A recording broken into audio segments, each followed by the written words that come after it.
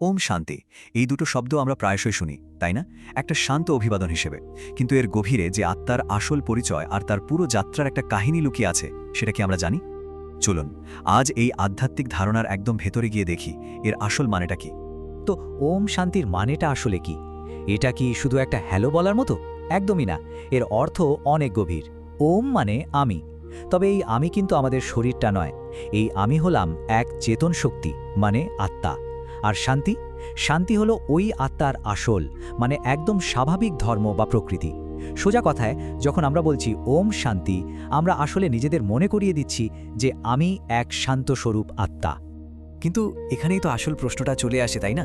যদি আত্মার আসল স্বভাবই শান্তি হয়, তাহলে আজ আমাদের চারপাশে নিজেদের ভেতরে এত অশান্তি কেন? আমরা কিভাবে সেই শান্তি থেকে এত এত দূরে চলে এলাম? এই প্রশ্নের উত্তরটা কিন্তু লুকিয়ে আছে আত্মার এক লম্বা সফরের মধ্যে। আর এই সফর বা যাত্রার ধারণাটাই ব্যাখ্যা করা হয়েছে ৮৪ জন্মের একটা চক্রের মাধ্যমে। এটাকে বলা যেতে পারে সবকিছু ভুলে যাওয়ার এক বিশাল কাহিনী। মানে আত্মা সময়ের স্রোতে ভাসতে ভাসতে আস্তে আস্তে ভুলেই যায় সে আসলে কে, তার আসল পরিচয় কি, কোথা থেকে সে এসেছে। দেখুন, সময়টাকে এখানে ৪টে যুগে ভাগ করা একটা চক্র হিসেবে দেখানো হয়েছে। যাত্রাটা শুরু হচ্ছে সত্যযুগে। তখন আত্মা একদম খাঁটি, পবিত্র আর সুখী। এই যুগে আত্মা ৮টা জন্ম নেয়। তারপর আসে ত্রেতা যুগ, এখানে ১২টা জন্ম হয় আর পবিত্রতাও একটু কমে আসে। এরপর দাপর আর কলিযুগে তো আত্মা তার শক্তি, গুণ সব কিছু হারিয়ে ফেলে, একদম শেষে পুরোপুরি পতিত অবস্থায় পৌঁছে যায়।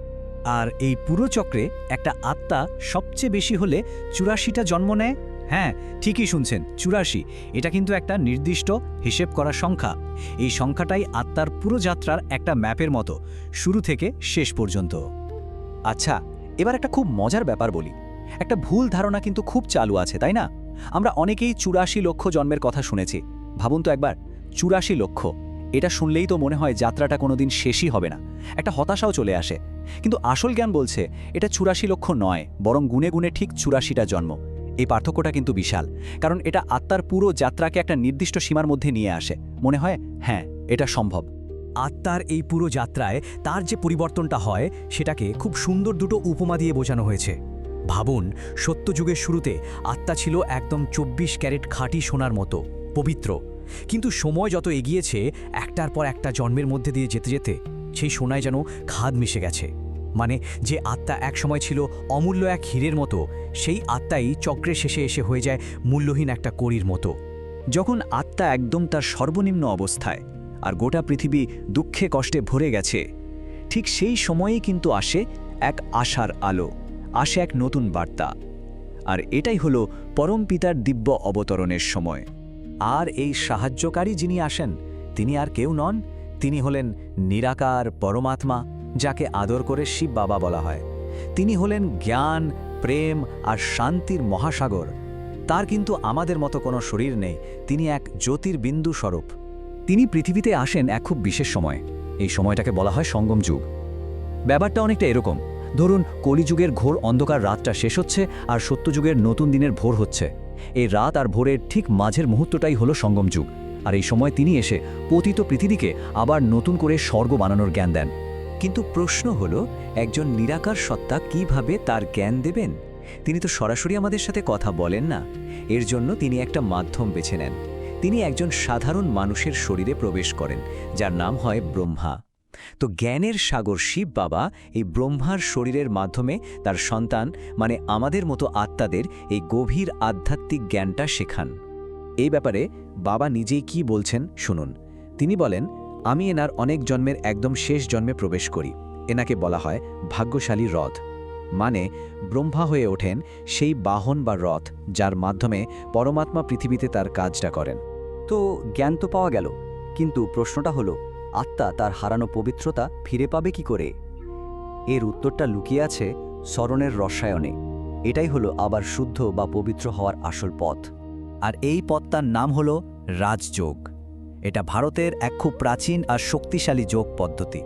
কিন্তু দাঁড়ান, এটা কিন্তু হাত পা ভাঁজ করার কোনো শারীরিক ব্যায়াম বা আসন নয়।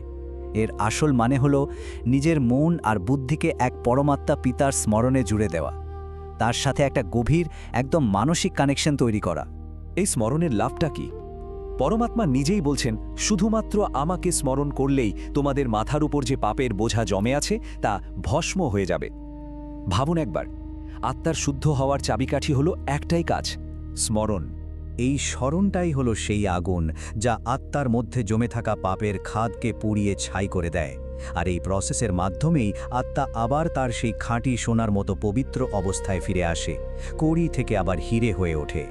তাহলে এই পুরো আলোচনা থেকে আমরা মূল কি শিখলাম, মানে কোন বিষয়গুলো আমাদের জীবনে ধারণ করতে হবে? চলুন এক ঝলকে দেখে নিই। প্রথমত, এই পুরো জগৎটা একটা আগে থেকে ঠিক করা নাটক, তাই জীবনের যাই হোক না কেন আমাদের স্থির থাকতে হবে। দ্বিতীয়ত, শুধু এক বাবাকে স্মরণ করে তার কাছ থেকে নিজের সম্পূর্ণ উত্তরাধিকার নিতে হবে। তৃতীয়ত, স্মরণের যে অসীম শক্তি সেটাকে ব্যবহার করে নিজের ভেতরের সমস্ত অপবিত্রতা দূর করতে হবে। আর সবশেষে নিজেকে ওই মূল্যহীন করি থেকে আবার সেই অমূল্য হিরেতে বদলে ফেলার লক্ষ্যটা স্থির রাখতে হবে। শেষে একটাই কথা, এই পুরো যাত্রার ভিত্তি হলো দৃঢ় বিশ্বাস, মানে একদম পাকা নিশ্চয়। আর এই দৃঢ় নিশ্চয়ের মাধ্যমেই কিন্তু নিজের ভাগ্যকে নিশ্চিত করা সম্ভব। আর এটাই হলো ওম শান্তির গভীর অর্থকে শুধু মুখে না বলে নিজের জীবনের প্রতিটা মুহূর্তে অনুভব করার আসল উপায়।